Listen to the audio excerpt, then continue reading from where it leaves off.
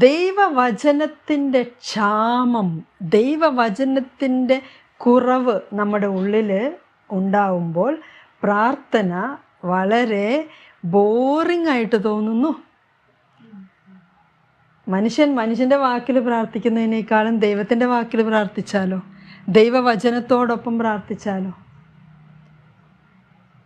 അപ്പം എല്ലാ ദിവസവും ദൈവവചനം ധ്യാനിക്കേണ്ടതിൻ്റെ ഇമ്പോർട്ടൻസ്, പ്രാധാന്യം. പരിശുദ്ധാത്മാവിൻ്റെ അഗ്നി എങ്ങനെ കിട്ടും? ഈ ദൈവവചനത്തിൽ പരിശുദ്ധാത്മാവിൻ്റെ അഗ്നി ഇങ്ങനെ അടച്ചിട്ടിരിക്കുക. അതങ്ങോട്ട് തുറന്ന അഗ്നി വരും, തീക്ഷ്ണത വരും അല്ലേ? ഒരു പരിശുദ്ധ കുർബാന വേണമെങ്കിൽ ഒരു പുരോഹിതൻ വേണം അല്ലേ? അല്ലെങ്കിൽ ഒരു പള്ളി വേണം, പള്ളിയിലേക്ക് പോകണം. അല്ലെങ്കിൽ പുരോഹിതൻ നമ്മളായിരിക്കുന്ന സ്ഥലത്ത് ബലിയർപ്പിക്കണം, അല്ലെങ്കിൽ പുരോഹിതൻ ബലിയർപ്പിക്കുന്ന സ്ഥലത്ത്